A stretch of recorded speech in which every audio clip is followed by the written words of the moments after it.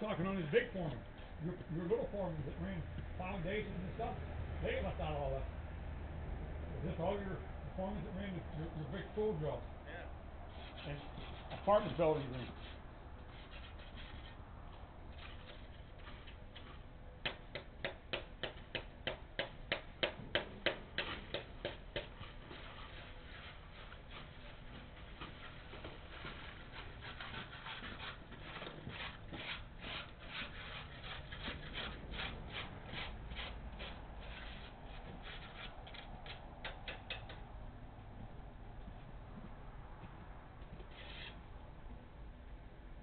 Something definitely happened. yeah, like Merwin had something going. I bought a truck. I bought a 95, 96. I bought a 96 Chevy one time, four-wheel drive, cab and a half, 6.5 diesel on it, five-speed transmission, aluminum dump bed on it, with toolboxes in it down the side. Yeah, yeah. They had aluminum dump bed on it. At the time, we were down in Pittsburgh working on 51. Well, we did a lot of work down Pittsburgh too. Well, I did on the outskirts of Pittsburgh, not in the city. Yeah, he did very little work, if any, in the city. Because Corky had all that. Back in, if you went in the city more, Corky would just drive to Harrison. You stay out of the city. I'll put you out of business. Yeah, I mean, and they did. They go up to Ethel before Justin Ethel stayed out of the city. So Justin was down there, bid on a bunch of jobs, and took a couple of them. He lasted long enough to haul his equipment down, work a couple of days, haul his equipment out before we finished. Is that right? Yeah, Corky drove right to his office. And asked for his old man. Justin said, I run the place, not my dad. It's not mine. He said, well, you need to stay out of the city. Get your shit out of the city. He said, Justin, I guess the smart way was not. Corky said, I'll buy this place. I'll own this place and not buy it. Stay out of the city.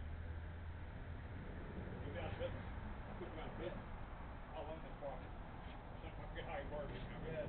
That mentality. And Justin, he said, I'm only saying this once. He said, you need to talk to your dad. Find out what the rules are. Or whatever. How we gentlemen to frame rigging. I forget how he worded it. Yeah. But something to that effect. Justin called his old man. He said, I told you not to go down there. Oh, I knew you were here. Yeah. I don't get this. He's no better. So, yeah, sit down, pack the shit up, get out of there. That's crazy. But Justin's down for a restoration job. Is what this is not. Yeah. It's a big restoration job, one of the big high rises or whatever. They take money over Corky's. That's his territory. That's his territory, yeah. But anyhow, back to that truck. We were working down at 51 holiday weekend. We called it. And I was coming home. The only reason we were down there at the time was these people who big fancy house, they were having a Christmas party. Yeah. And somebody drove the wreck right out in front of the driveway and they just were picking up gears. And it made the problem look bad. All the fancy drinks come out of town. And they ended up here straight away. We went down, tore it down. We put it back up. Got out of it. And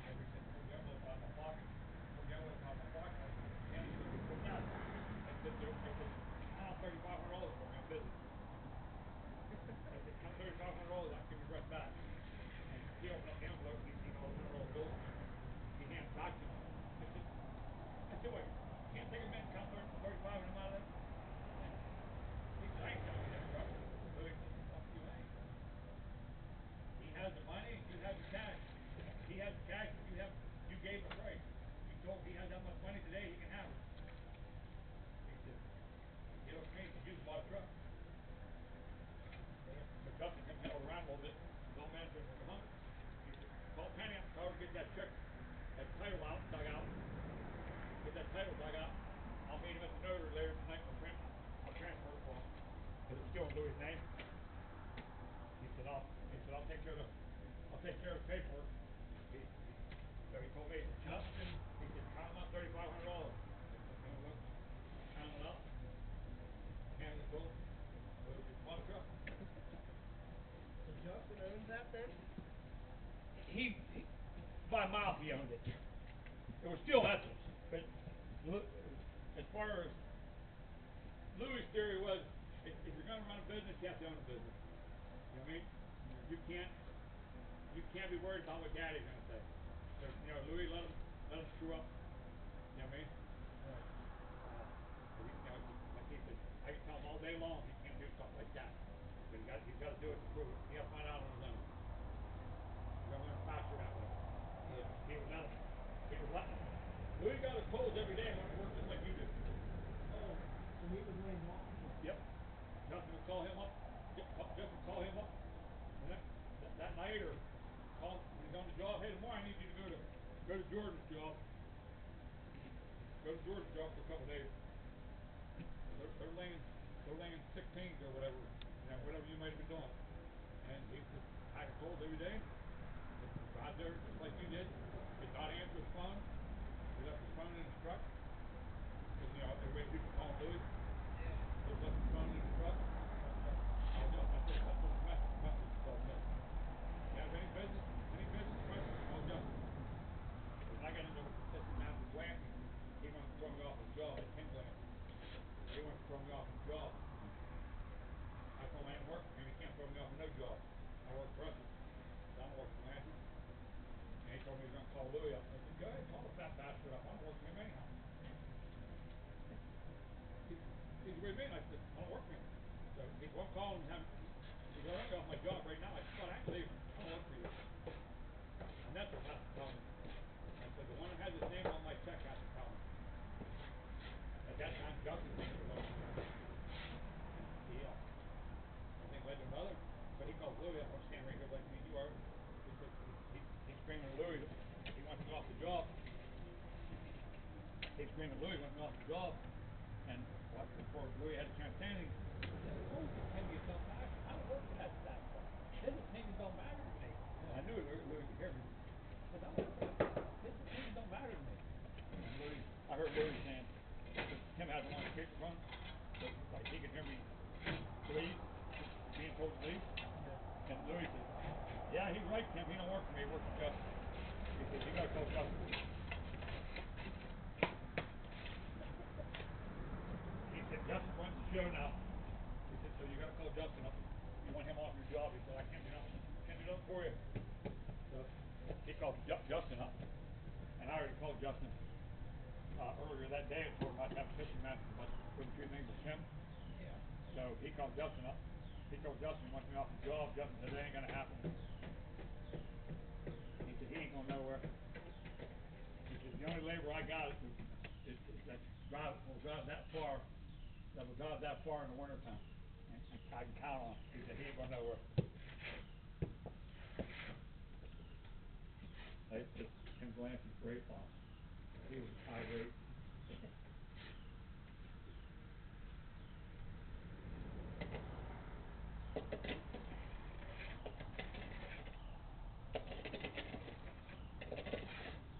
Yeah, I told him. Was that before or after he started the non-union? That was before. That's strictly he was just running. He was just running the Etzel company like his dad, you know what I mean? Yeah. And he was doing a damn good job, and then he turned into his Uncle Eddie. Well, he was doing a good job. Oh yeah, he was doing. You didn't even notice title switched hands. You know what I mean? Yeah.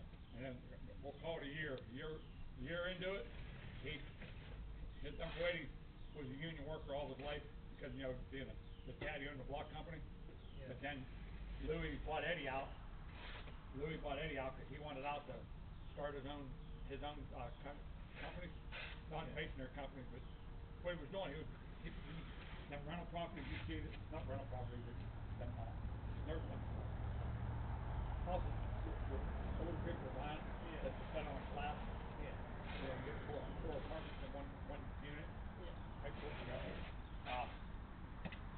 Eddie had a big idea up his ass. He was gonna start building them and selling them. He had somewhat of a partner. He had somewhat of a partner and everything. But then they found out that between the two of them, they still didn't have the clout to do it. This was all set up with Louis. Yeah. After I found this out later that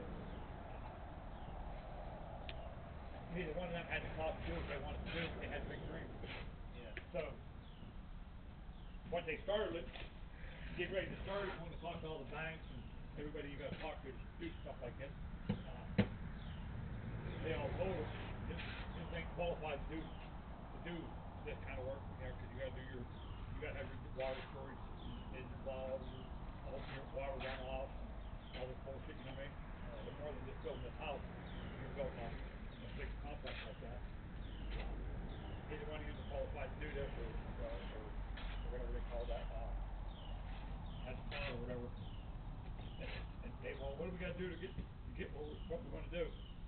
Get your brother's name on this list right here of partners in the ring. So they went and talked to Louis. Louis says that he would do it. He would do it under some certain things had to go a certain way. And he was putting his name on it. And they built like two of them on different properties. The one had six buildings. Each building held 4 apartments. Yeah. You know, you had your own garages, rooms, whatever. But there was a big square box with 6 apartments in it. So then you bought it. And they built 2 of them. The first one had 6, and the other one I think was in the 20s. They was built out in Meridian.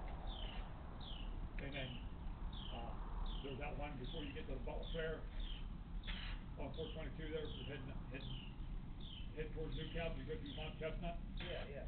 And just you pass Mount Chestnut, you look to the right there's that big section in there that has them places in it. Yeah. Look, that's what did that. Yeah, you look at it. Huh? They own it. Yeah, they own it. And they wanted to build out there. When they were getting ready to build out there,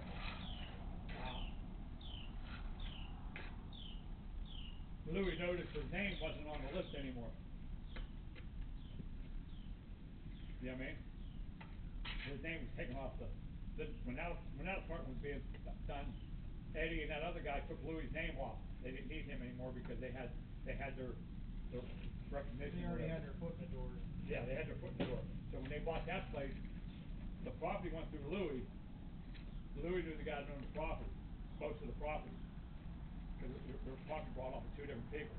Yeah. And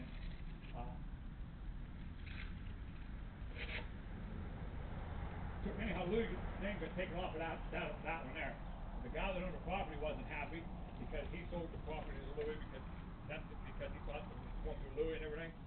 Yeah. And shit like that. Well, Louis' name got taken off the list, and then off the deed or what we call it, and then he went when they started building it.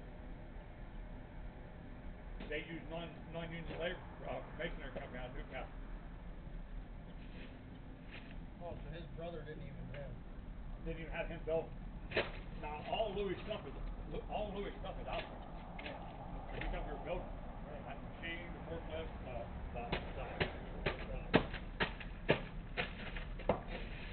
scaffold, everything was out there. He's up here doing.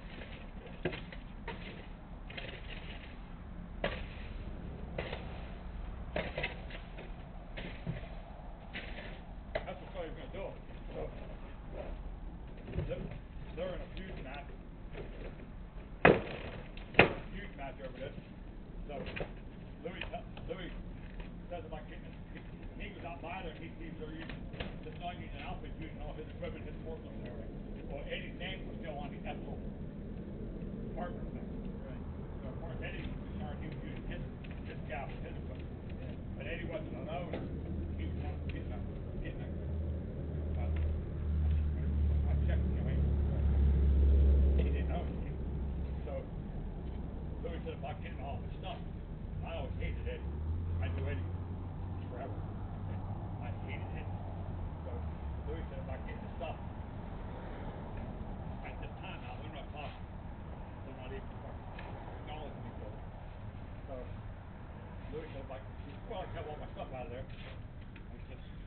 you want me to go get it with? I said, we need a big one to get the forklift and the scalpel and everything on at one time. Yeah. He said, you know what's gonna happen there, right? I said, yeah, it's a possibility I'm going to jail. I said, but you guys will get me out? He said, I'll have you out before you go in. He says, that was before I had a cell phone. He gave me a company phone. He said, here, take this with you in case something happens. He said, let me know what's going on. I said, okay. I out there one morning, pulled in. I had the big truck. I got out of the truck and went over. Told the guy to get out of the forklift. He said, when do you get out of the forklift? I said, this belongs to Louis Ethel. I'm taking it. I said, get out. So he got out of it. I drove over to the mixer. I told the kid that was mixing, I said, empty that mixer, I'm taking it. I drove over to the scalpel. I said, hey, who's in charge here? And the guy told me, I said, here's what's going to happen, bud. I'm going over here and I'm loading everything that's in the parking lot out there on that truck. I said, then I'm coming over here and I'm tearing the scalpel out and I'm taking it. And he starts out, I said, bud, I'm not going to argue with you. I'm telling you this is how it's going to happen. We're done talking. I'm going over and loading that. I'm going over to the mixing station, taking all that. I'm going to load that, and then I'm coming over here and getting this. So, get all your material off of here. This is for, That's his brother Edward. Ed, okay. But Louis, the equipment belongs to Louis. Yeah. I said, but I'm telling you right now, I'm taking all the stuff with me today. I said, so, have your guys off of here when I come over, because now I'm going to grab a hold of the forklift and strip her down. And I went over and I loaded all that other stuff.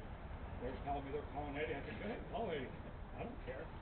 So, sure enough, Eddie comes flying in there 100 miles an hour. He comes over the forklift, screaming and hollering, telling me to bring it out of the machine. It ain't mine. I said, no, it ain't mine, you stupid bastard. It's your brother's.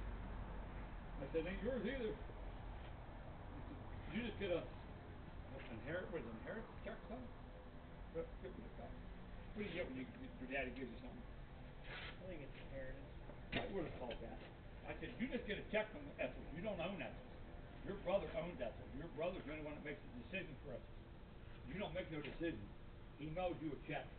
Just like your sisters, just like all your other brothers. You just get a check. You just make no decision. If he spends too much money, you just don't get no money. I said, right now he's making all kind of money, so you all get a check. I said, if you got a problem with that, call your brother. Yeah. And he told me to say, he said I wasn't taking anything, I'm still loading, I could tell him, but I drove over to the scout and the guy was still working. I said, guys, get your clothes and get off of there. And they told me to go fuck myself. Wrong answer. I just reached up there and I reached around the side of the scout and I hooked it. Boom. Yeah. I said, get off. I said, she's coming down. And they just looked at me and I gave her a pull. That old scout started leaning back. I set her back down and I said, next time she's going to the ground, guys, get off. Brick and everything stopped on it. They got on it and I just pulled it over. Louis said, I don't care if you're going to knock that shit down. Tear her down. I just reached up in there since it was only 3 frames high. Yeah. You know, 3 frames and a guardrail. I just reached up in there, hooked it, whoop, and lay her all down. Bricks flew everywhere, mortarboard flew everywhere. Eddie's threatening to fight me, wanting to beat me up. He was gonna have his guys beat me up. I just kept working and laughing. Last thing Louis said, you're not swinging nobody. One guy starts swinging on you, just fold up and lay down. Call him. I'll send you a call. I said, what happened if they bring us off? He said, I guess you have to lock my truck up and go to jail. He said, I'll be there.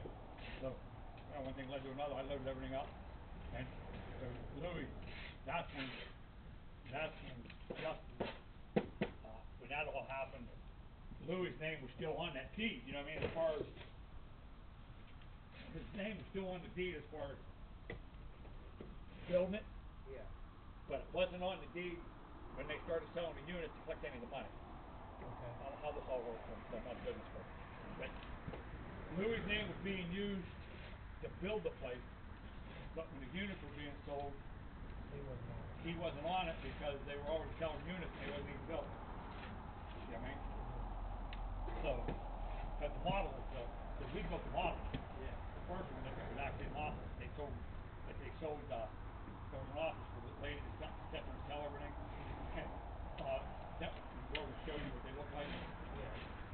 what was in them, how they were designed. But the other ones wasn't even, they were being sold, they wasn't even built. So, Okay. Louis wasn't, he found out he wasn't getting any of that, that's why he went off the deep end. We were down at the shop working on it, like me and Louis, working on construction or whatever. Oh, Mommy Ethel comes walking in, because Daddy's dead. Mommy Ethel comes walking in the shop.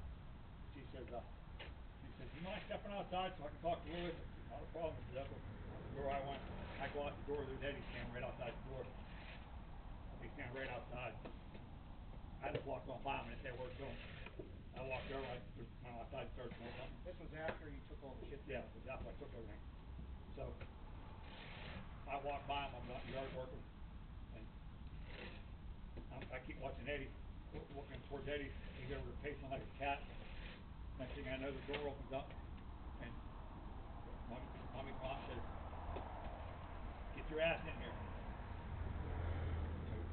So she took him in there, and they all had it out. Mommy put her foot down. Mommy put her foot down, but so they come up with a decision. I guess Louis made the decision. Well, the best way for us to do this is my name comes off of everything that has to do with that condo. Everything. Nothing to do with you guys with him. I mean, my name comes off of that. Your name comes off of it. I don't know you no more money. Yeah. We'll trade it out. I own what you own, Ethel. You own everything. You own everything, but my name's off of it. There's no more using my name to build this. You know what I mean? Yeah. Well, so that's where Justin got involved in it, because anything that was Eddie's went to Justin. That's how it became Justin and Louis' business. Louis gave everything that was Louis. We'll say it was $1 million worth of money that Louis had invested in building up condos. And yeah, it went to Justin. But the money didn't go to Justin. The Ethel name went to Justin. But as far as the masonry. Yeah. Whatever I call it. You know, Eddie didn't get a dime from there on in. Right.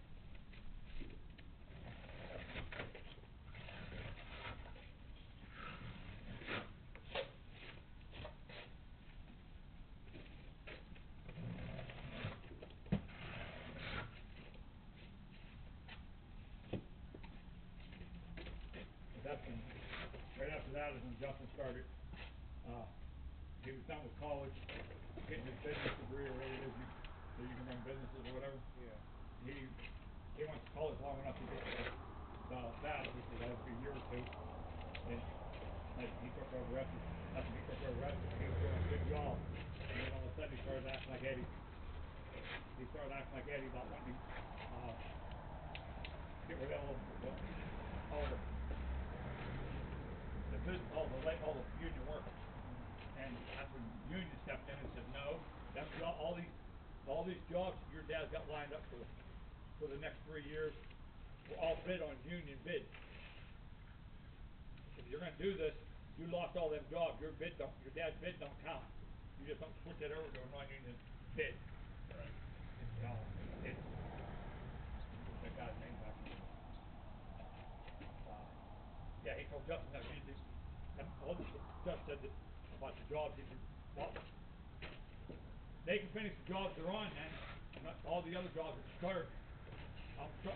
Especially they're going non-union. That's what the guy told. No, he's not. Them were all bid with the union bid. You're not putting. I don't care if they started or not. I mean, he wasn't allowed to do it. So that's when they separated. Justin stayed down at the shop where they were working out of before. Yeah. And the one close to your house. Well, they're both close to my house. Justin started working his business out of the shop, and his daddy took all the union stuff up to the house. But they had to separate all the trucks. It had to be. They both said Ethel's on it, but one was Ethel Inc. and whatever. They're both the same damn thing. But you know what I mean? Yeah. But on paper it had to be different. On paper it had to be different.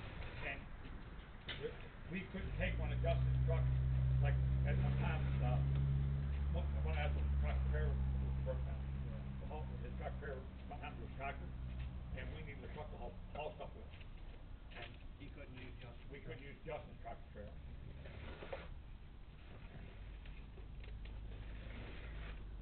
he went down to what is that? 10th Street Trucking or whatever. He rented one of their tractors Yeah. for a month.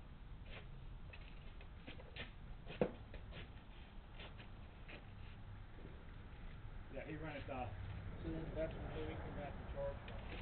That's when Louis got back in taking care of all the union guys. We had to go down. We had to go down there and count all. We had to go to all the jobs. All the head laborers on all of the jobs that were going at the time had to count how many frames, how many screw feet, how many braces, how many planks that we had the long vessels, and that's what Louis done. I mean, and then Justin took what was at the yard or whatever he had out his the jobs that he was already running on, that he was already going non-union guys with, you know, littler jobs. Yeah. So that's when Louis separated. Louis took all the hydro and so many frames. He left Justin so many frames. Justin took the smaller trucks because none of the guys that he had at the time could drive tractor trailers anyhow. Yeah. He took all the smaller trucks. They changed the names on them. It was a circus back then. Oh, I bet it sounds like it. That's when they started going down real fast. So like I said, Justin was trying to. I was on a job where we started with union guys. We were done, but the building itself was done. We started building the piers and, you know, at the little stuff you do when they doing the asphalt work and stuff. Yeah. We were starting to do all the piers and stuff. And I pulled in one morning and there's a union bricklayer standing there with non-union laborers. Waiting on, I mean, the ones who usually meet me there. And I pulled in and I said, there were two laborers down there. I said, what are you guys doing here? Because I had the big truck. I had a skid loader and stuff on. And I was going to take the skid loader to that job. I was Skytrack back to the shop. At the end of the day, so they could put on a bigger job. Yeah. Because we didn't need a Skytrack anymore. The skid loader was going to do everything we needed. Right. And I pull in and I see these two non-union laborers came in. That's what they were doing. They told me if they were sent there by Justin, they were going to finish this job. That I was supposed to do whatever it is that Dad Louis told me to do as far as taking a machine and all that stuff home and leave the other stuff there. I said, that ain't happening, bud. You guys need to get off my job. I'm not a die-hard union guy, but I was on a job to start it.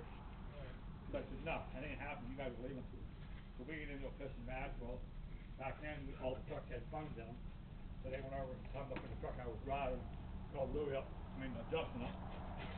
And so they called me over to the truck, but Justin wants to talk to you. Justin wants to talk to you, and I just reached in before I shut the phone off. I said, I don't work for him, I work for Louis, and I shut the phone off. And I said, I don't need to talk to him. I said, I work for him. So needless to say, the horn started blowing. If the horn blew, if it wasn't running, the horn was blowing, let you know the truck was ringing. So they answered it, and Justin said something to him. He said, no, you hung up on you. It didn't work for you, not to talk to you. And I guess Justin said, well, tell him I'll be right down. I'm on my way down there, so they told me that. I said, big deal, I still don't work for him. So he come pulling in there and we get into a screaming match with each other. And I still had the truck loaded, I didn't switch anything. Because these ones wasn't even starting time yet. And I always started it over. Well, that's the first thing in the morning. Yeah, the first thing in the morning. So there was a few bricklayers sitting over there in their truck. I guess they were getting a howl out of it because me and Justin were screaming at each other. They all thought I'd pulled up and do what he said. This is after the company was separated. Yeah. And he, I told him that wasn't happening. So he told me I was fired. I said, okay, I can live with that. So I walked over and I fired the truck up. And he comes over and says, where do you think you're going with that? I said, you fired me. I drove it here, I'm driving it home. I got to drive back to the shop, that's where my truck's at. He said, what? He said, what load the damn thing first? I said, no, that ain't how it works, Justin. I took off. I just drove away, took everything with me. I even had the keys to the Skytrack in my pocket, so I couldn't use it either. No. So I'm driving down 356 heading home. And I'm thinking, shit, there's a big masonry company building 40 homes. What if they're hiring? I pull in there in an Apple truck. I got an Apple truck, forklift everything, nothing's all over it. I get out of the truck, these guys up on the snout were yelling, hey, you got the wrong job. A lot of them I knew from different places. Yeah. All these guys are yelling at me, hey, you're on the wrong job. I said, yeah, I know. I said, where's your foreman at? This ain't a knuckle job. I said, I know. Where's your foreman at? So they finally pointed them out to me, and I walked over. I asked if he was hiring. And he said, we got enough truck drivers. He said, we got enough room truck drivers. I said, I'm not a truck driver, I'm a laborer. I said, when you work for us, you don't get labeled. You do everything. Yeah. I said, so I'm not a truck driver, I'm a laborer.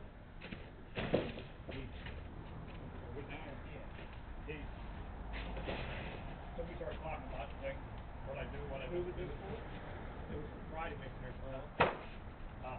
We started talking about what I do, what I don't do, and stuff like that. And he was talking about, he said, I'll take the name and stuff and get back with you. He said, well, right now we don't need any laborers on this job. And now look, here comes the general contractor by now. He comes over, he sees enough truck sitting there.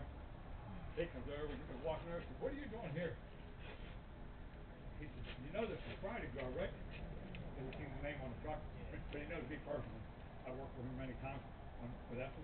Yeah. I said, I know, Bill, I know it's a fucking Friday, it's not an Apple job, it's a Friday job. I said, I'm quitting Apple as soon as I go park that truck. I said, I got fired from Apple, as soon as I park the truck, I'm done. I said, I figured I'd stop see if I can get a job before I'm driving all the way back down here. And so Bill said, you really quitting now? I said, yeah. He turned around to the guy and said, you need to hire him. He said, you need to call the office right now. He said, I'm telling you. You just need to hire him. He said, he'll bury your guys in scaffold. Because I did a lot of high rock, big building for him. Yeah. And he said, this guy here, I'll build more scaffold than your guys do. So I'm telling you right now, you hire him or I am.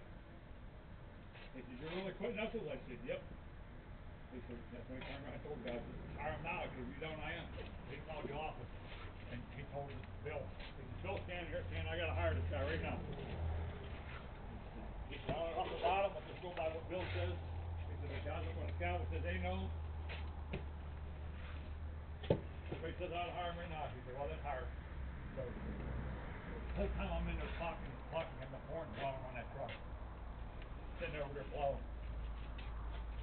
They kept saying, what's that noise? I said, the phone's ringing. They probably know where the truck's at. They're looking for the truck. So, I drive back to the shop. Justin's standing there. He said, fuck you, man. He said, drive back down and go to work. He said, the bricklayers all waiting on you. He said, I sent them guys home. He said, I sent them guys home. Just go back down and finish that job. I said, too late. I said, I tossed him the keys. I had keys in my hand. I was going to put them on the hook before I saw him. Yeah. I tossed the keys. I said, too late. Here's your keys. He said, what do you mean it's too late? I said, I was trying to get a job the whole time you was dialing that frickin' phone. This person talking to the horn blowing. He said, what do you mean? I said, I stopped down at 40 Homes. I said, I got a job for Friday. I start with him tomorrow morning. That's it. His dad called me up later that night, trying to smooth things over. I said, nah, look, I'm done with this. I said, I've done too much for you guys. Well, I didn't say you guys, I said him. I said, I've done too much for you to be treated like this. I said, you need to put your kid in this place before somebody else does. I said, but I'm done. Friday came along, I called Penny up, the office lady. I said, Penny, I said, told her who I was. Yeah, I know who you are. I said, where's my check at? I said, Ms. Mellot? Since I quit her, Ms. Mellot, or what are you going to do with that? She said, no, it's laying here on my desk. She said, she said, it's laying on my desk. She said, let me just put it in the bin, or you want me to mail it? I said, no, put it in the bin. I'm going right by there on the way home. I'll pick it up. She said, all right, it's in the bin. She said, I'll take it out there right now. Is that, Louis' wife? No, it was the secretary. So, she said, it's in the bin. I said, all right, I'll pick it up. So after work, I drive down, I walk in the garage. Justin's out and milling around. And I walk right by him in the garage. my check's not working where it's supposed to be. So I walked out, I said, Penny's already gone, it's out to work. I said, Penny was supposed to put my check in that bin. I said, you didn't see it or didn't do anything with it, did you? He said, no, she's gone for today, you got the car tomorrow. Have the car Monday. There's no way of getting hold of her now. I said, all right, well, so Monday came along, I called Penny up. She told me, she said, yeah, I put it in the bin. I'm not lying to you. I said, wasn't there, and I said, Justin claims he didn't see it. He didn't see it. She said, he knows I put it in the bin. I told him. He was out in the driveway working on something.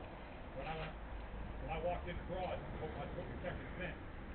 I said, well, he said, well, let me see what I can do. Figure out where it's at. So I called her later that day. And I asked him. She said, he told me after I left, he took it over and put it in the mailbox. He said, so it laid there until Saturday. He said, he should have just told you. He could have walked me to the mailbox and got it. I parked at the mailbox. But it was laying there. I get stuff to put in the mailbox. So he said, I said, all right. I said, if that's the case, I can get it today when I get home. I said, it's Monday. I go home, no check. I go home Tuesday, no check. I go home Wednesday, no check. I called Penny back. I said, Penny, I still haven't got my check. I said, I'm getting tired of it. And she said, I'll just write you another one. She said, I'll write you another one, delete that one. I said, whatever you got to do. I said, I'm getting ready to lose it here. And she said, I'll write you another check. She said, can you be here before I leave? I said, yeah. I'll just tell these guys I got to leave. I'm going to get my check. She said, all right. Well, I'll be down if I didn't make it there in time. She was already gone. I run late. Yeah. So I get there, she's gone. I look in the bin, no check. Look in the mailbox, no check. I called her up. I said, Penny, where's my check? I said, I know I was late. What did you do with my check? She said, she wasn't here. I put it in the bin again. I said, I'll tell you what, I'm done. So I called his old man up. No, the next day. I waited for the next day. My check's in the mailbox. I agreed to go get my check. We're a week and a few days from when I should have gone. I get my check, and I'm missing some hours that I turned into her. Yeah. All right, whatever. I'm done these games. I'll let them have them freaking hours. And the more I thought about it, the madder I got. So I picked up the phone. Now I got 2 beers in me. I picked up the fucking phone. I dialed the weird number. I said, hey. I said, you need to get a hold of your kid before he gets hurt. Now what happened? I keep calling Penny. She keeps telling me my check's up mailed, my check's in the bin, blah, blah, blah. It's in the mailbox. I said, every time I go get down there's no check. I said, she keeps telling me that she's doing this, she's doing that, and it ain't happening. No, she's not that type of person. She's not that type of person. She told you it's in the bin, it's in the bin. You know what I mean? Yeah. So I said, we both know it's not Penny. It's not Penny playing these fucking games. I said, I figured I'd just give you a heads up that I'm going into the Royal Hotel here shortly. I'm gonna kick the shit right out of your kid. I said, I'm gonna beat him up right there, right in this fucking bar. I'll walk in there and just beat his fucking ass. He said, he said, what, how many hours they owe you? He said, I'll just bring it up in cash and get it over with. I'll bring it up in cash and give it to you myself. I said, I don't want your cash. I want your kid's ass now. I said, I'm not playing games with you. I said, I worked with him. I worked them hours before he fired me. I said, now money's not the issue. I said, I'm gonna send him home bleeding. And I hung up on him. He called me back. He said, I'm on my way up to your house with the money. I said, too late. I said, I'm already heading to Monroe. I already had the check in my hand. I was heading to the bank. I got a phone call from two laborers. I got a phone call from 2 laborers later that night. That drink discussion that was on a non-union outfit. Yeah. I guess Louis called and told him I was coming. And Justin figured he had it covered because he had them there. You know what I mean? Yeah. Yeah, he did have him covered because they wouldn't have, neither one of them would have let me get to him. You know what I mean? But I had no intention, I just took a fear of all of them. That's the old man.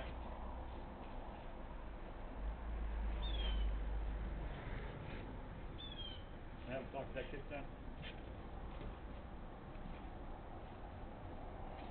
That was it. You didn't work with that until just recently. No, I went to, I went to Friday. I went to work for Friday Masonry for like 2 years or so.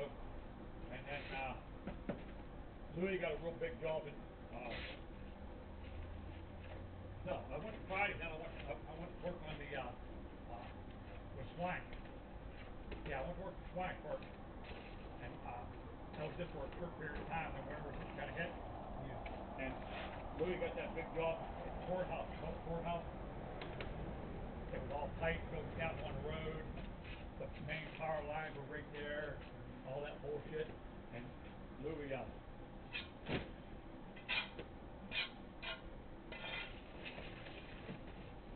was no freak him out on the big power line stuff. And somehow Louis heard that I was getting laid off from Swank because of the winter. Yeah. And he called me. He said, I heard you getting laid off. I said, yeah, why? Well, I got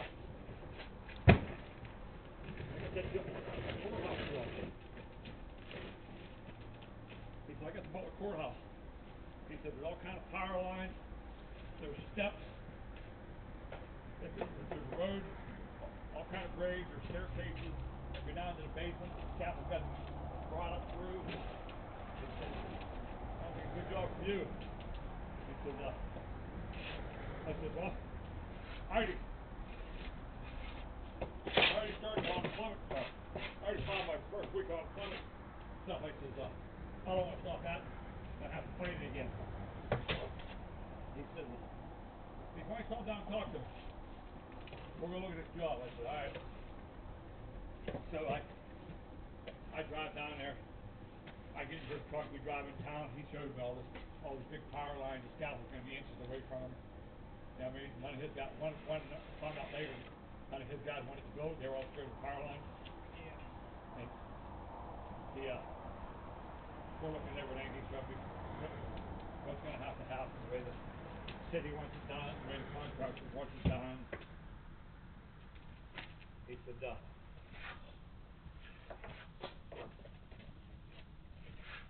said, I'll give you,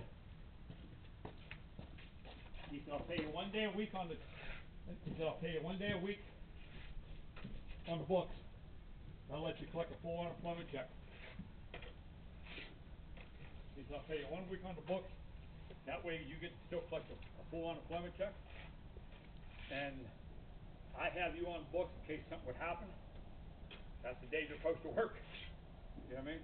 Yeah. You know, these electric lines shock you and kill you.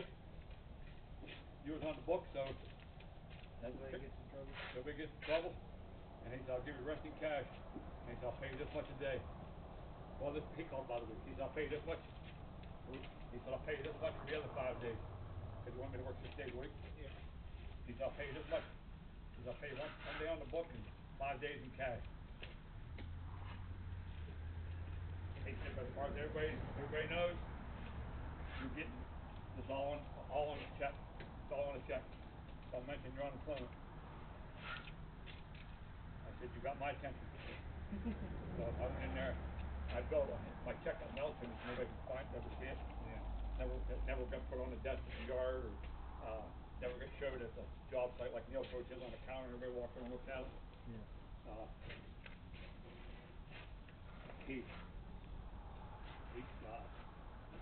Then my check, my 1 day check, one day a week check got melted. But I worked in there for that building. I poured all the scaffold, tore it all down, and then as soon as that was done, I went back to work. It was time. Well, actually, Swank called me. It was getting into like the end of March. Swank called me up and asked me if I was ready to go back to work. And I said, I told him, I said, I need another week. I told him I need another week to finish something up. I can start calling Monday. Is that all right? So that's what quit because I wasn't gonna be there full time. I wasn't putting slack for the money I was gonna make there, you know what I mean? Right. That's why it was nice getting paid cash there. Yeah, I did that a couple times for him. He seemed like every winter, even before I did, I'd get laid off. I don't know how he did. I found out later, but Brad Craig was, they were drinking buddies, and that Brad Craig was a former wrestler, and Brad, he would ask Brad, like it was in, when I jumped on Brad, I said, what do you keep writing me out about getting laid off for? What are we talking about? I said, you keep telling Louis, every time last year you told Louis I was getting laid off, this year you told Louis I was getting laid off, and I'm not telling me first.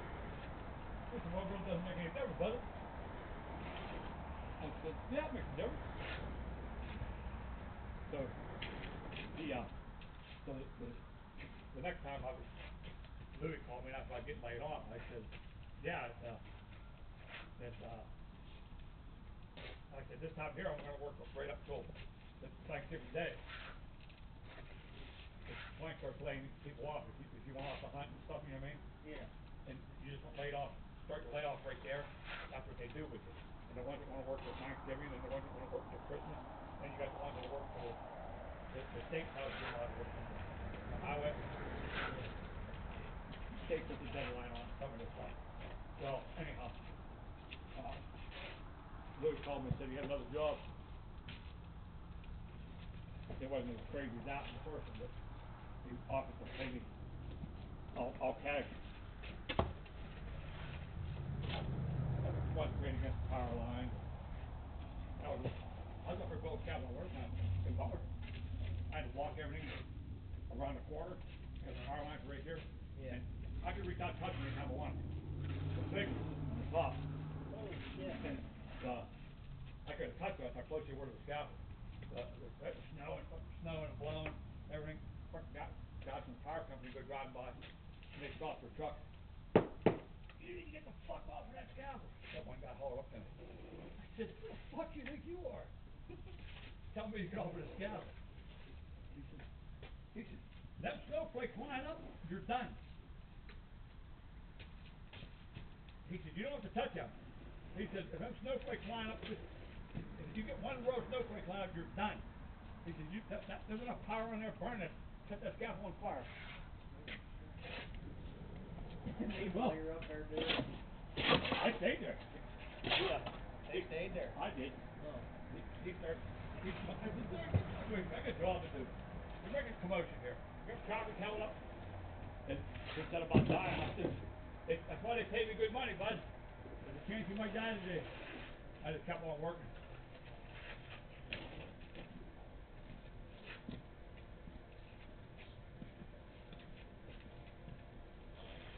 You figure an unemployment check, 5 days of cash and a paycheck, the money I was making then. You know what I mean? Yeah.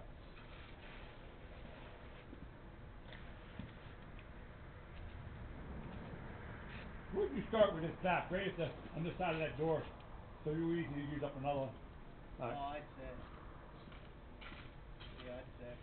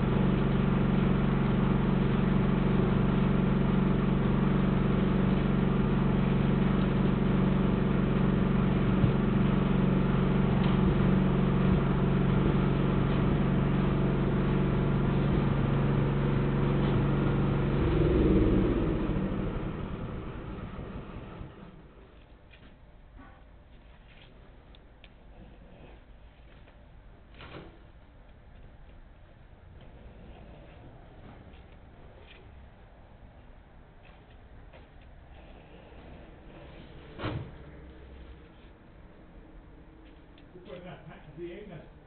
Yeah, he did. Oh yeah. No, it's just murder. That's gonna be a impressive little truck. What's that? I said, that's gonna be an impressive little truck. Why is that? Looks like you put a V8 in it. Oh, is that right? Well, that's just so.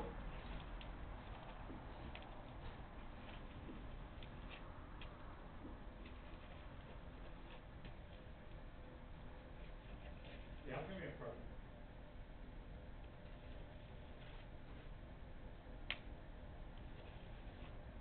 That's a V8.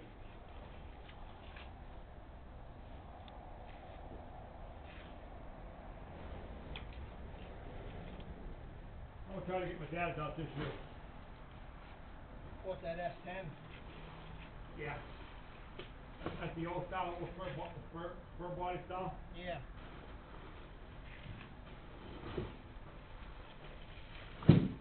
Yeah, it's sitting there with a 400 small block. 400 small block, a little bit of work done to it. The short bed style. Yeah. Yeah.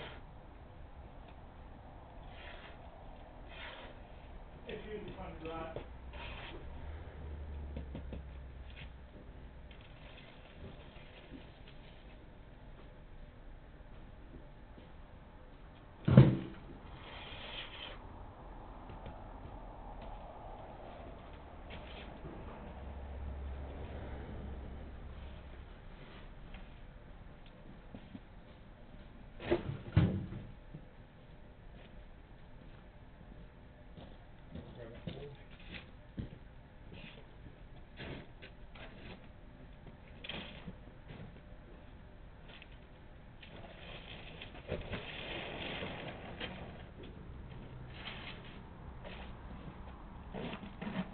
Yeah, it's got a 400 small block in it with a little bit of work.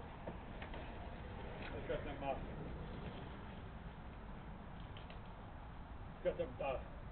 what, 18 or 19 inch tires off the back of a Corvette. Yeah, yeah. Back, them wide tires are kind of vets. Yeah. They're about that wide. Got them underneath the back of it. That's cool. Did your dad put them on? Yeah, he built the whole truck. What year is it? What, 80 something? They said it's for a body style. It Yeah. has to be the 80s. Yeah. Yeah, from the front bumper back to the cross member, the frame's out of an 85 Monte Carlo.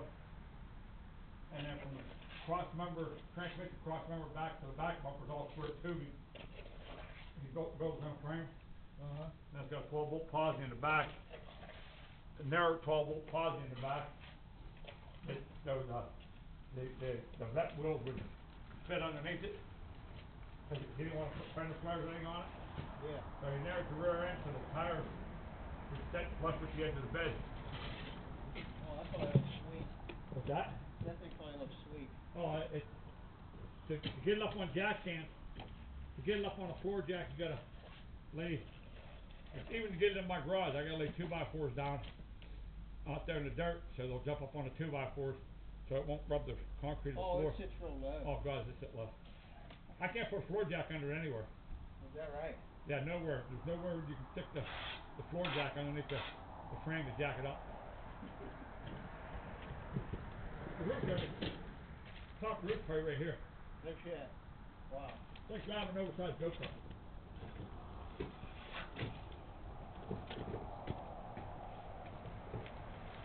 Oh, it's a torque space. Is what?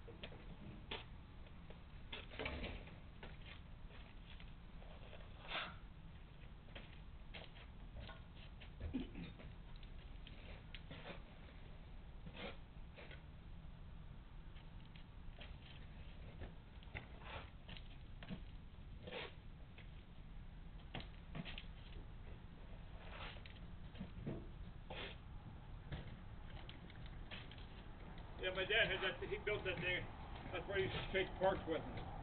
Oh, yeah? Him and my mom took it. Was going to a car show over in Newcastle years ago, and they wasn't going over there to show the truck. They were just going over to look at all the other stuff that was there. Yeah. And my dad was going off 422 there towards Moraine there, and a whole line of cars.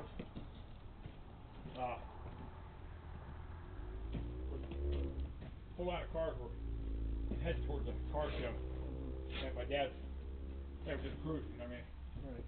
they wasn't racing or anything.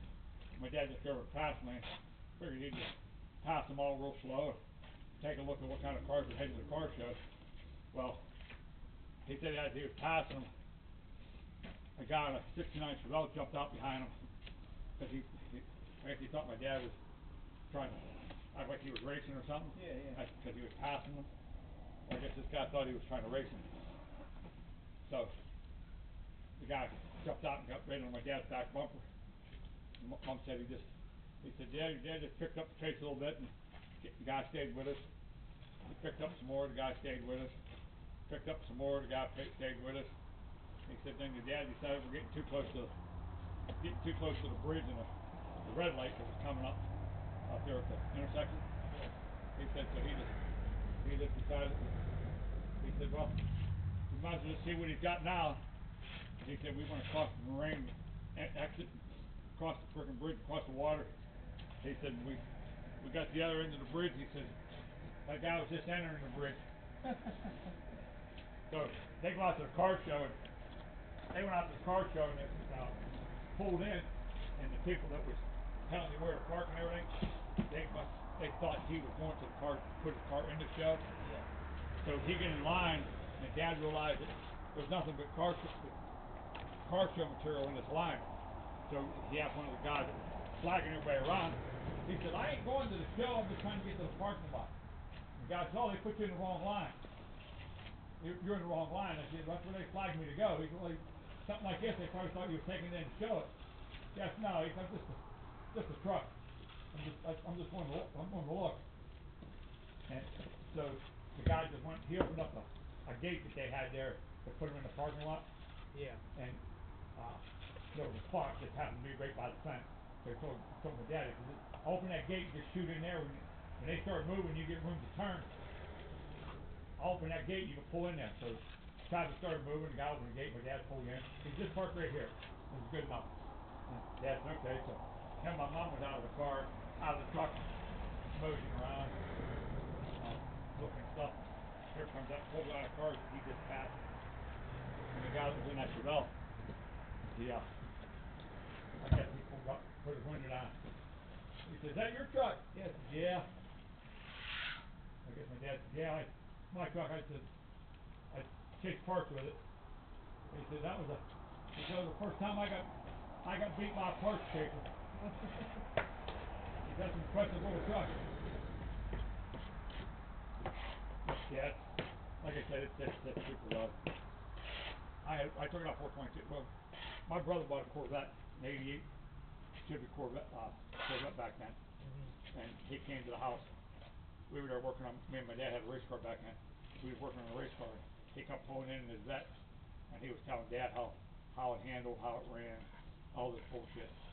And Dad said something about. He said that sounds impressive. He said, but I don't think it'll outrun my little truck. My brother John said, no, it would just beat you up, beat that thing alive. He said, besides that, he said, you'd never be able to run the speed on 38 with all those turns. He said, you won't believe how this got handled. He said, I think I can push you down 38. I can push you down the road. You know how he exactly said it. So I said, ain't no fucking way. Yeah, well, we want to find out. That's when these some diners used to be down there before the motels and stuff. When the doctor's offices were built, there used to be a diner down there. There used to be a diner and UPS. There was a big building right along the parking lot there. Yeah. That used to be UPS's building. Dad said, I was running you down to the diner. And so John said, let's go. We're walking out. Dad told me, he said, you drive. He said, my reactions ain't what they used to be. He said, you drive. I said, all right. He said, stay hooked to those back bumpers. Don't let them get away from you. Whatever you do, don't let them get away from you. We pulled up out of the hill where we lived on, jumped on the 38, and I thought my brother was ready to romp on it, so I romped on it. And I tapped the back of that vet. I tapped the back of that vet. And then my brother took off. Dad said, stay on him. He said, told you, stay on him. Don't follow him. So I almost was hooked to the back of that bumper. And I don't know how many times I thought I was rubbing going down 38, well, way over 100. And so we pull into the diner parking lot, and we get out, and John says, he said, I can't believe you stayed hooked to me. You stayed hooked to me that far. And Dad says, okay. He said, no. He said, I proved it on handle that. He said, let's run out to Lindor. He said, let's run out to Lindor and see how she runs on open road. So they decided what we were going to do was we were going to just follow each other up the Route 8 exit, then jump over the passing lane, and as soon as we passed the ramp, we knew nobody coming off the ramp, somebody would be sitting out Lindor, and somebody's going to follow in. So as soon as we passed the ramp, Dad said, let's go. I want to stop before he gets there. Okay, away we went.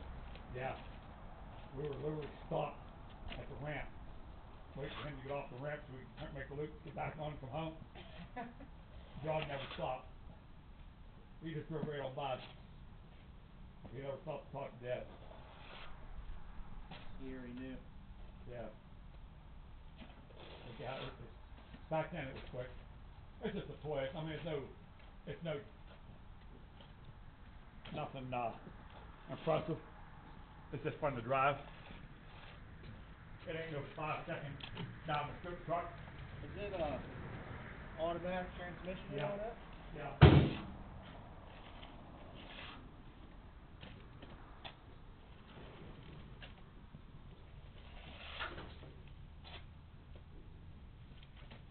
Yeah, it's just kind of like a 350 turbo in it with somewhat of a shift kit, you know what I mean? Yeah. It's a toy, it's not a race truck. It's not something you drag racing with. It's got the gears in it. It's got the gears in it for him to, my mom just cruise the car shows and shit like that, where you don't have to worry about winding tight the whole time. Yeah.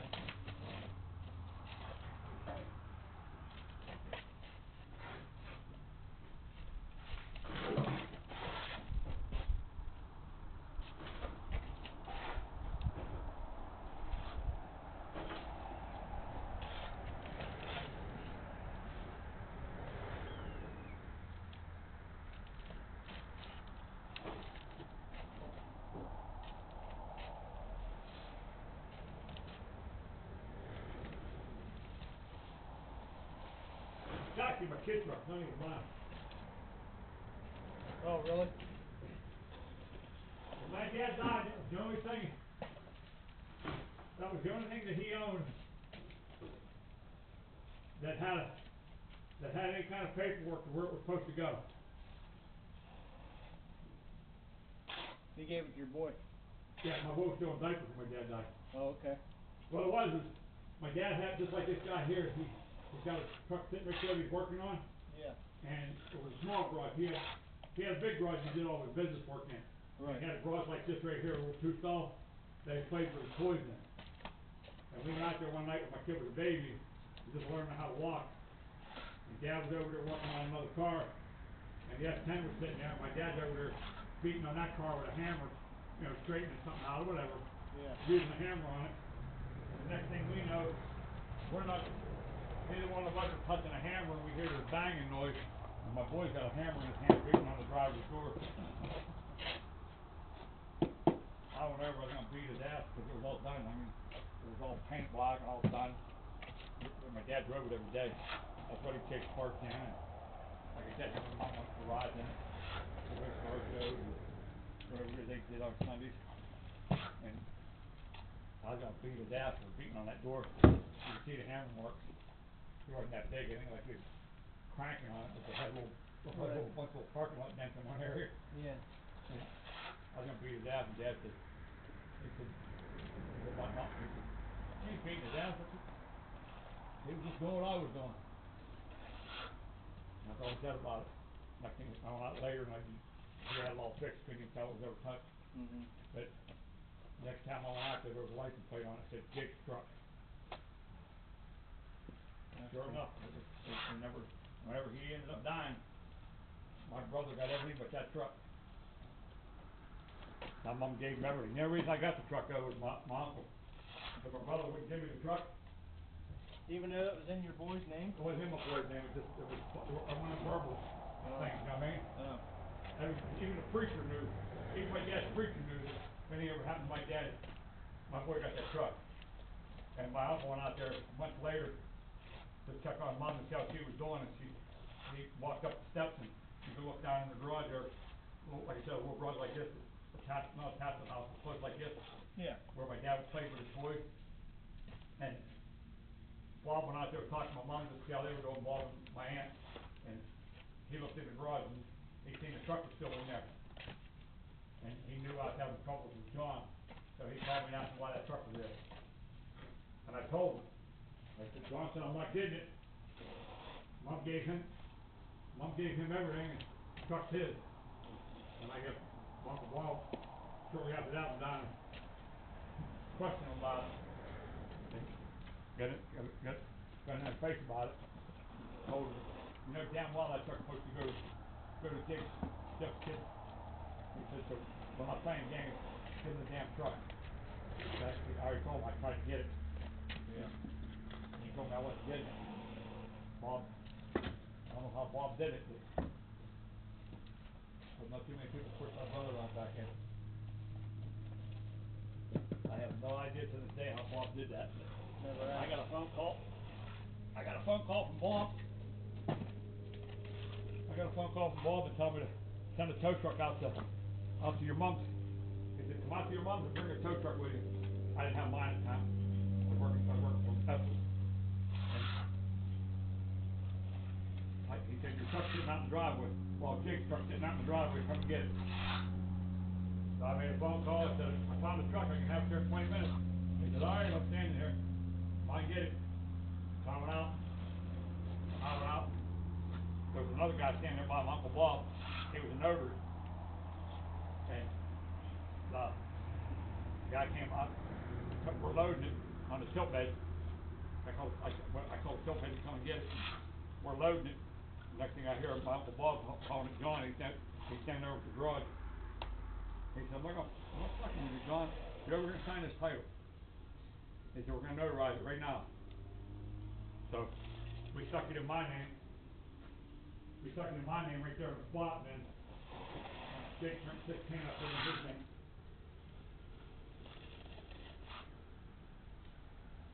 In fact, I think I did it when he graduated. When he graduated, he had to take a drive at the graduation thing. Yeah. Well, I said, Jake, that truck hasn't been running. I said, what are you, 19 years old now? I said, that truck hasn't been running since you was 2. My dad died when he was still wearing a diaper. Right. Or whatever age that would have been. Yeah. I said, truck been sitting since you was 2. They just don't fire up and run when you want them to. Yeah. I never started, never did nothing with it. He said, why would you like driving to graduation? I said, fine. I called load up, took a week off work. Pulled the gas tank, pulled the carburetor, cleaned it all up, redid everything that needed to be done, put it over, got a sticker on it. And I told him, he took it to graduation. You wouldn't believe, I was, at the time, I wasn't talking to any of my sisters, any of my brothers, any of my sisters, any of my cousins, nobody. And a lot of them had kids at graduation too. So I'm standing there, my phone's ringing. Me and my old lady's phone's ringing. You know he got that truck at the graduation thing? And I said, yeah, I'm standing here, I just watched it go by me. You know what these kids do when they graduate, they walk, they're drunk and stuff. Why would you give a truck that fast and all this bullshit? I said, he was the first one to call me. Why would you give a truck that fast at his age? I said, Diane, I said, he's got a brand new Infiniti. It was like, he bought it, was a year and a half old. Yeah. It was a trade-in. I said, he got a brand new Infiniti to outrun that truck. said his daily driver while on that truck.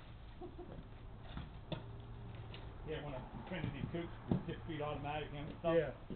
I said, his personal driver will outrun that thing.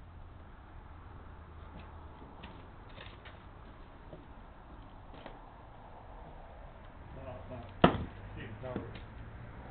It's his turn, it's his turn anyhow. You know what I mean? It ain't because I gave him the truck. I just can't figure you people out that claim how religious, these act so religious, and you think you're standing there, God has a plan for him too then. Yeah. You know what I mean? That's where he's supposed to go, that's where he's supposed to go. Yeah. Nothing I can do about it.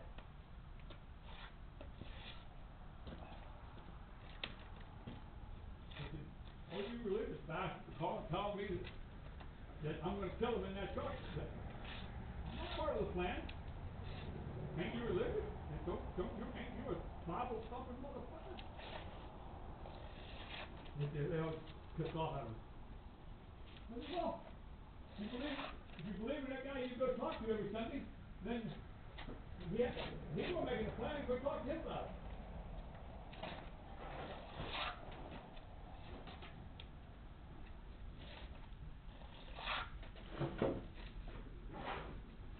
Besides that, his truck his car that he drives every day, we that thing up.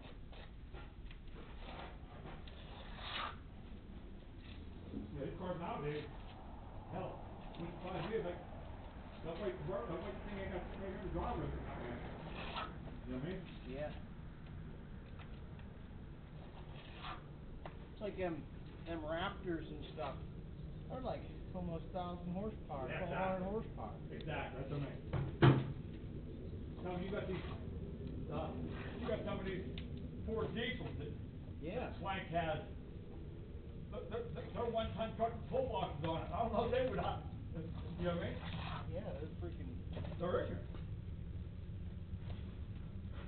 Yeah, I don't think it matters what brand it is. I think they're all like that. Huh? It don't matter what brand it is. They're all like that. Yeah. They're all these new vehicles. You know what I mean? Yeah. Just because they're small and they got a big motor, I don't, you know what I mean? Back then, when that truck was built, it was fast. Yeah. It was impressive as far as fast speed.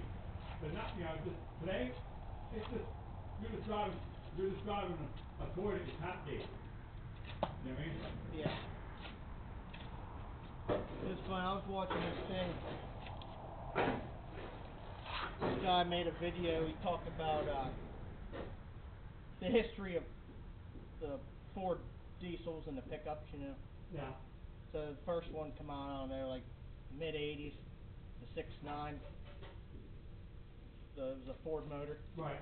It had like 140 horsepower or something. But that was like, you know, That was impressive. that was a badass truck because it was a diesel and it had that much horsepower. Right. You know? Well, that was all torque. Yeah, yeah. But yeah, that's what I mean. Back in that day, that was an impressive truck. Today, not so much. And even like they like compared it to the Detroit 6.2, you know. Right. And they're like, oh yeah, these are top-notch diesels of the time, yeah. It's like, yeah, they're pushing 150 horsepower. You're like, god damn.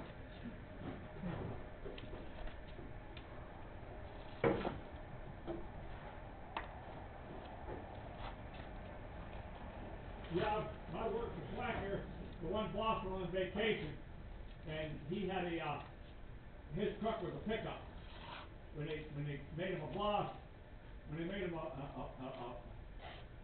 boss for the first time,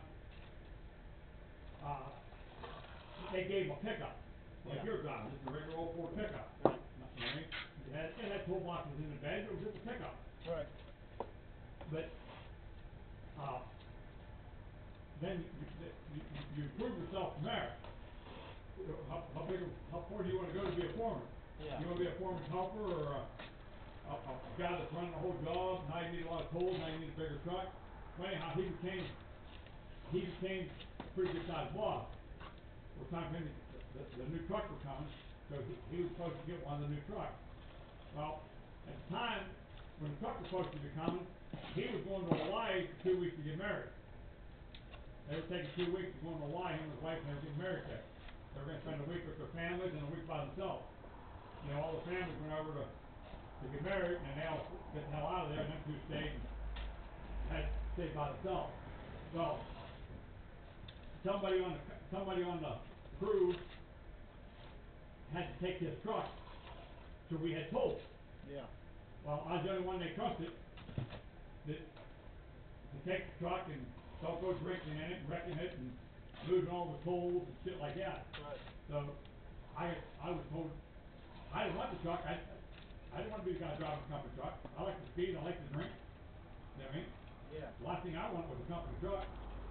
Well, I had no choice. I had to take the truck again. So I did. I had it for 2 weeks.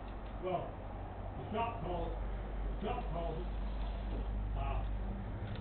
He's in Hawaii. The shop called and said, "Hey, come and get your truck. Your truck's here." Well, no, they called the superintendent of the job and told him that his truck was there. The new one. The new one.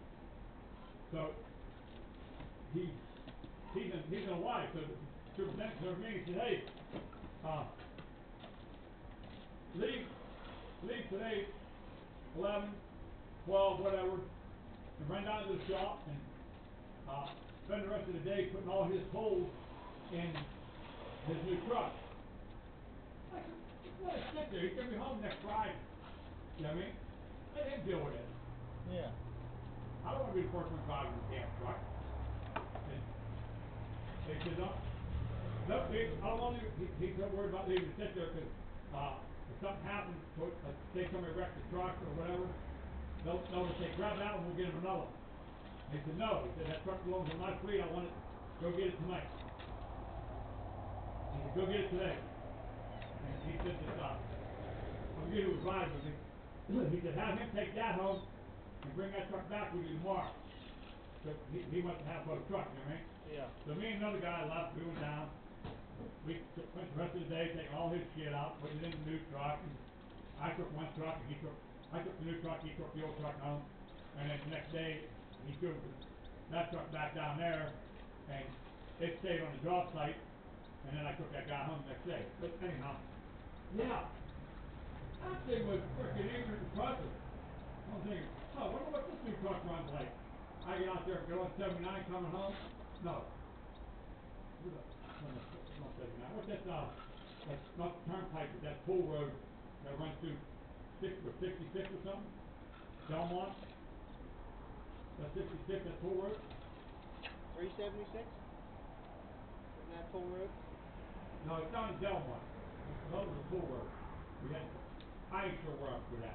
I know it's Belmont. I was coming through. I was on the interstate. I decided, what was this thing run like? I hit some up ramp and I romped on that thing. What was it? A Ford diesel. Oh, yeah. Brand new, 2020 something. It was his brother. So, next day I had to move a skid loader, and I said I'd like going down and get a truck. He said, "What's wrong with the truck you're driving?" I said, "That's a pretty good sized skid loader when you put it on the back of a 3/4 ton truck." So what, you know, I forget how it was rated. Not a 3/4 ton truck the way I classify. It is, but it ain't. Right. And he said, "Just go get the trailer. That truck's gonna pull you, you ain't even gonna know that skid loader's back there." I said, "I'm getting that big one." Whatever, I forget the number was on it. He said, "Just go get the damn thing." I'm telling you, I didn't know the skid loader's back there, it's like it's dead. I know, I was hitting them damn hills, looking in the back, and man, I'm still running 65, and I got all this pedal left. my pap, he got the same truck as mine, but it's newer, but the one he had before this one, same thing as mine, same year, same everything, he just had a higher pack. He bought a tractor and all. Big tractor.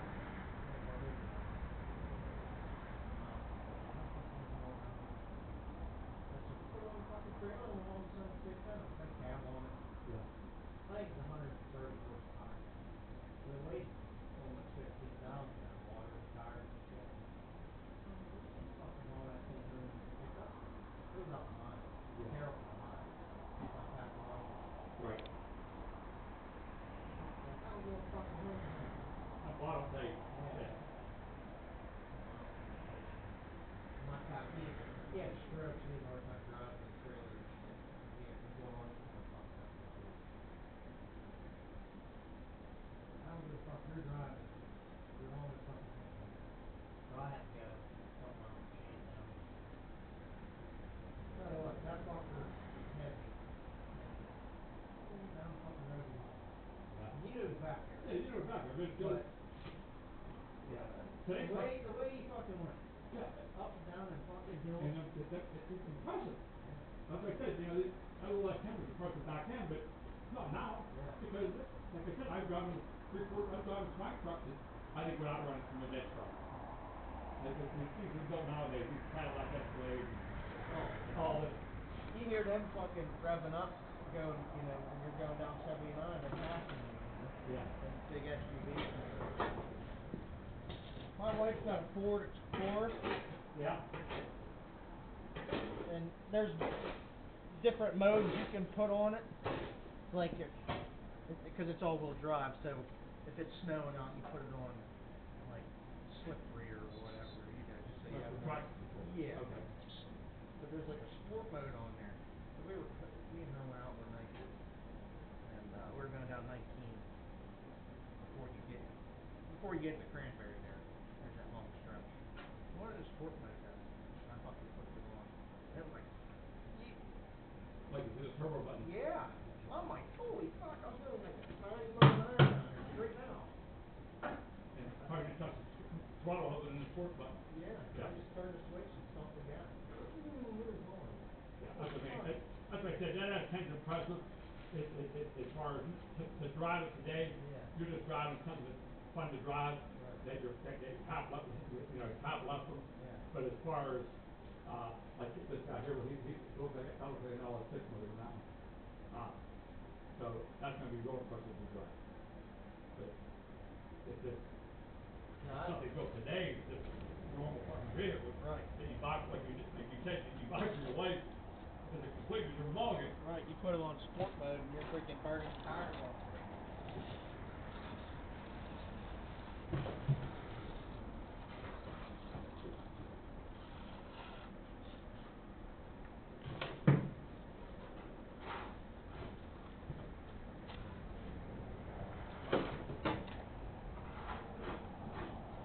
Yeah, these vehicles today are just, like you said, bottom.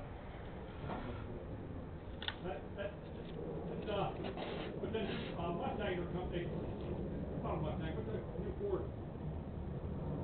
Might be the truck. Bronco. It's 900 something horse. Bronco. No, not Bronco. Oh, listen, we talked about it the other day up here in Grove City. We were talking about vehicles. The guy said he went and looked at something, sitting on the showroom floor before you tune it up at 900 horse, a little over 900 horse. Yeah, it's pretty wild.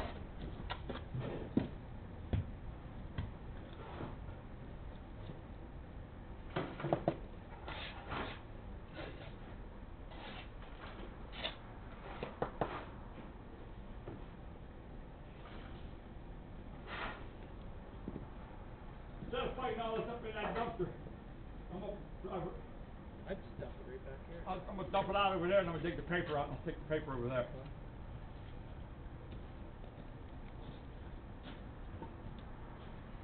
Yeah, it's these vehicles nowadays are crazy. Yeah.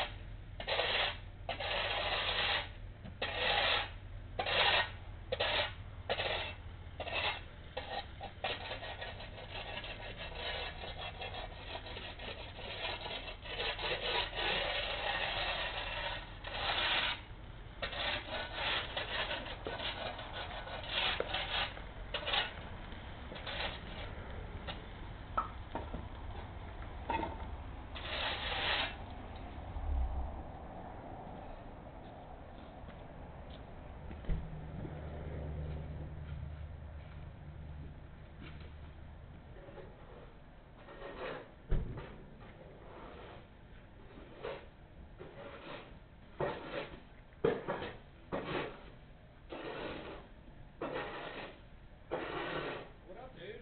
How are you? After this training there, I'll be out. I got the pipe laying so you can put around that. I don't know if we're gonna get to that piece right there or not.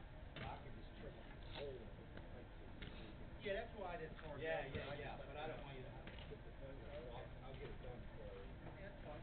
It don't matter. I can always charge over it when I'm doing something. It don't matter.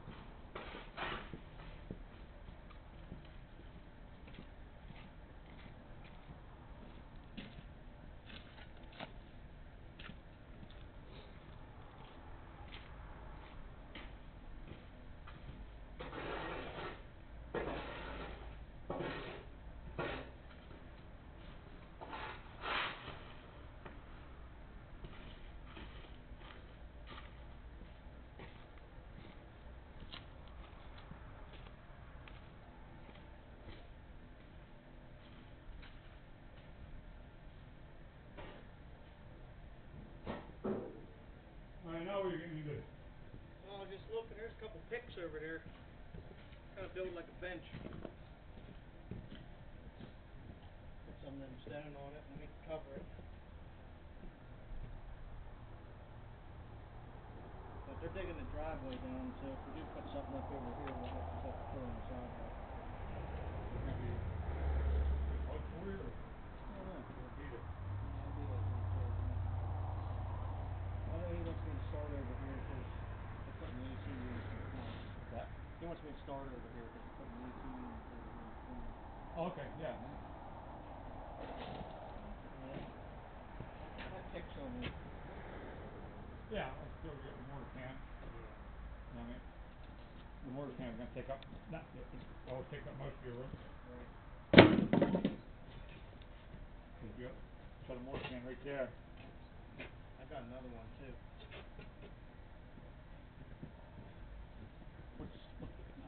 What's the height on that one? I think it's the same as that. That's them ones you give me. Yeah, but they wasn't matching stuff. They were stuff that these picks here are the ones that demo didn't load and left them on the job. Told me to throw them in the dumpster. Well, he threw them in the dumpster. Yeah. I wanted to take everything out. At least he filled it back in. I thought you were working around a fucking hole. Oh. I thought you were literally working in a fucking. Yeah. When I left there, still a big ass hole there. You how long have you been picked? You alright if I use a couple of them picks for a bench? I was just gonna say, whatever fucking you need, you use.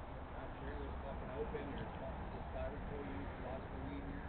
Hammers, chisels, fucking extension cords, air lines, compressor, fucking whatever's in it, you can use.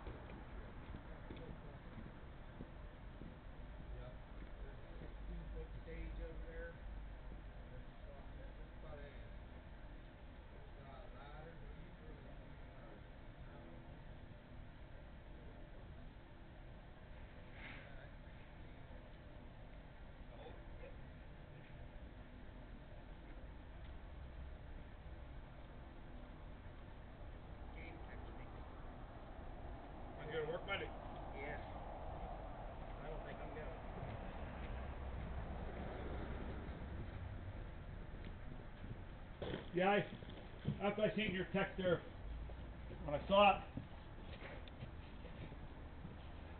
go ahead and set that hand up where you can, you're gonna work in that corner first, right?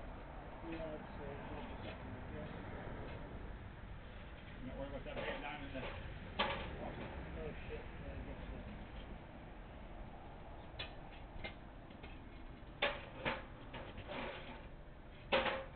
In it? Yep. Grab that other one up. We'll set this down and we'll square them up.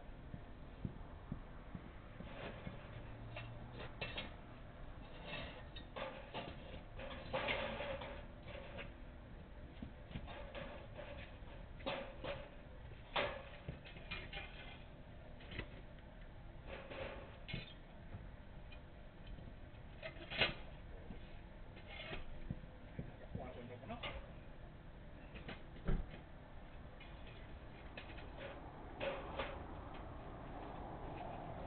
You think you're gonna start right here, right? That's what you said. Yeah. Okay, cool. I was getting ready to ask, you think you'll be this far? And then I'm like, oh, he's gonna start here anyway. Yeah, that's good, because then he can put his AC units in and shit. You gotta adjust for that. Yeah, I'll start right to that corner. So, I gotta figure out what am I gonna need here then. Yeah, that's gonna be long enough bank, but if you're gonna do that corner, you can just slide this down if you. You're just gonna set the shit on? Yeah, well, yeah, you just fucking turn around, work right off. Fucking sweet. We'll take a couple boxes and put that on there, and then we'll take a couple boxes, the empty boxes, and set on the ground. yeah, And, well, no, lay some stone on up for your ground move. Oh. Jump it, reach up to get the board. yeah. We'll load that and lay all the empty boxes down there, load the top of your boxes. You can move some stone wherever your board's gonna be. That gives you more stone to look at. Yeah. But if you're gonna be underground, you're not gonna reach, I can't do it. You don't wanna reach up there to get board off the top of that tray. But if we load them both, then you'll have more to look at, right? Yeah. That looks good. Just wondering, should I cut a piece of plastic to put on that concrete? Doesn't hurt. Got a whole roll. For what it is, we didn't load it yet. We'll just move it over out of the way. Put a piece of plastic down, at least for where it's standing, you know. Well, you're gonna have it everywhere, might as well just put it underneath the.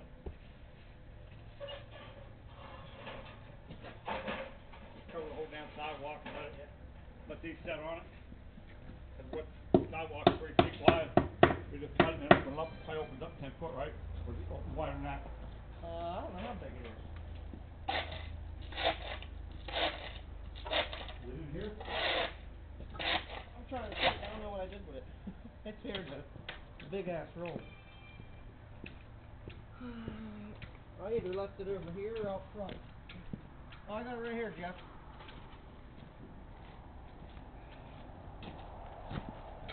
Yeah, we'll make it as wide as the sidewalk. Yeah, then we'll stretch it out and cut another chunk if we have to, huh? Yep.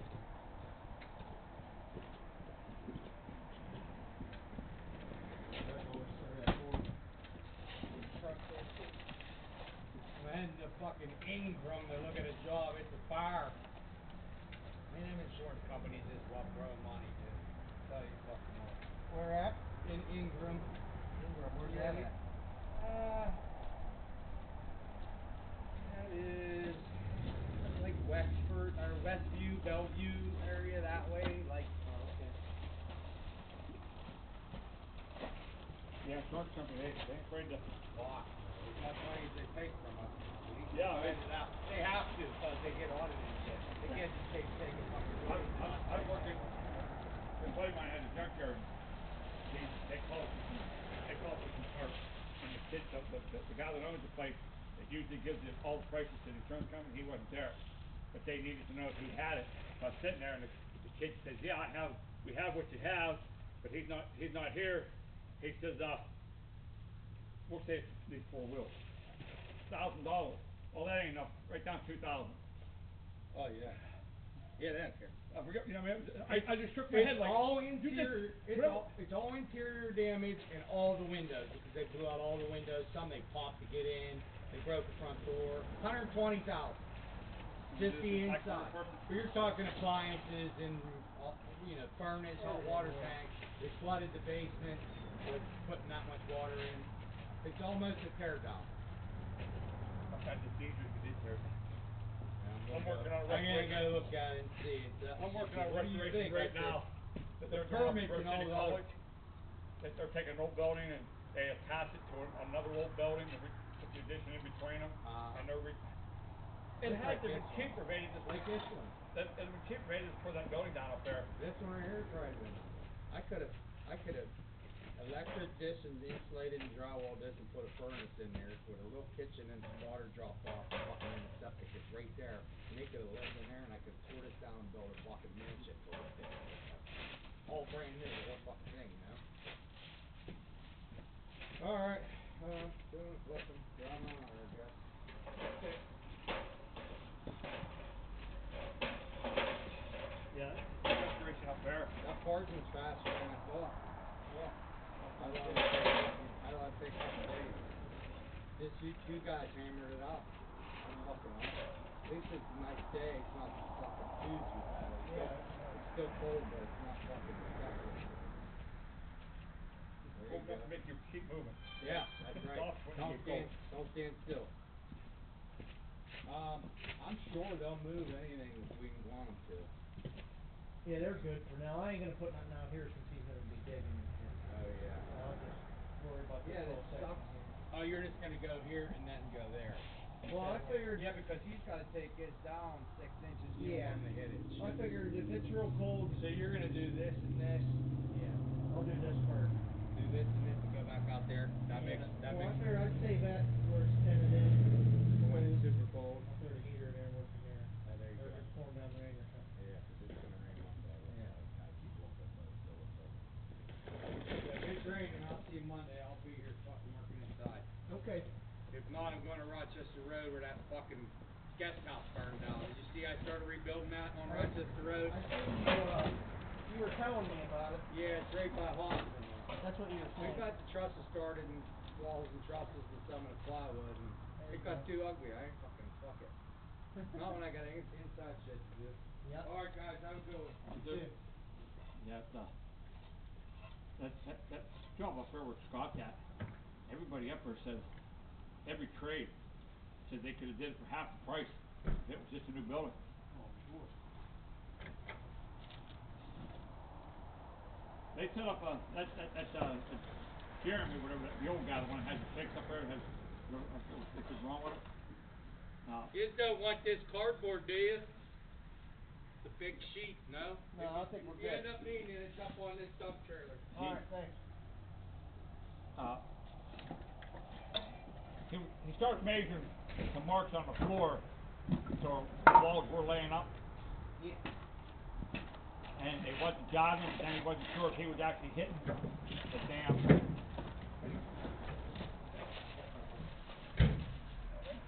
So when I'm taking it, we'll wait on. He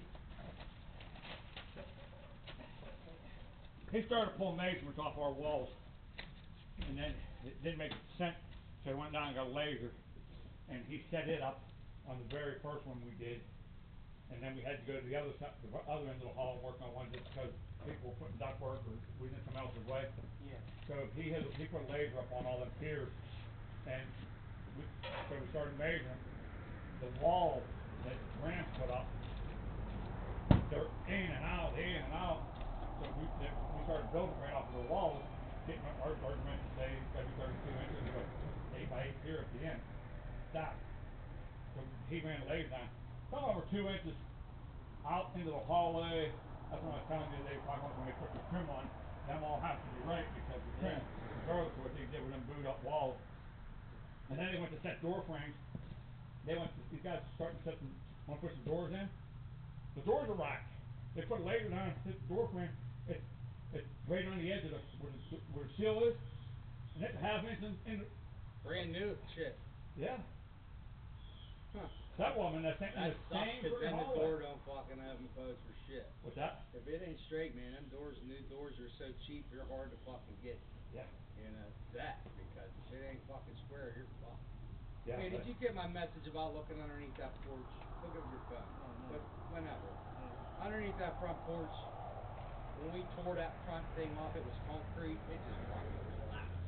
Well, now the fucking wind's going right underneath it, and it's just junk ass stone underneath there. Oh, okay. I need to put something in there. Alright. If I put wood in there, it's just gonna rot on the ground. Yeah. So I almost need to do stone or block or brick or. You're not Just to gonna get it- see just it. to get it closed Just in. to get it so animals ain't going. Yeah, You should see the I'll check snake it come out. out of that motherfucker. It was fucking 2 inches, 5 feet. Fuck that, I ain't gonna. Dude, I was sledgehammering on the top and he fell right out. Went right between my legs. It was a black snake, it wasn't a fucking. I go to there. Fucking sounds like it was that big or that big. Huh? It was a big one. I almost snatched him up, he went right between my legs. That was No way. shit. I almost snatched You're a him up. fucking farmer. Yeah, but he ain't frightened of snakes. He's full of shit. Hey, there's some stone over here that we threw some in there, and I'm wondering if I shouldn't try to. I could probably do it if you can. I mean, it ain't much. Just want something in there that's. Yeah, I'll check it out. Check it out, man. Alright. See if you can do something with it. I already got my. So you're gonna carry the boxes down, you're just gonna back the trailer Back up? trailer, I think. You wanna set that up first over here? Oh, I guess we will.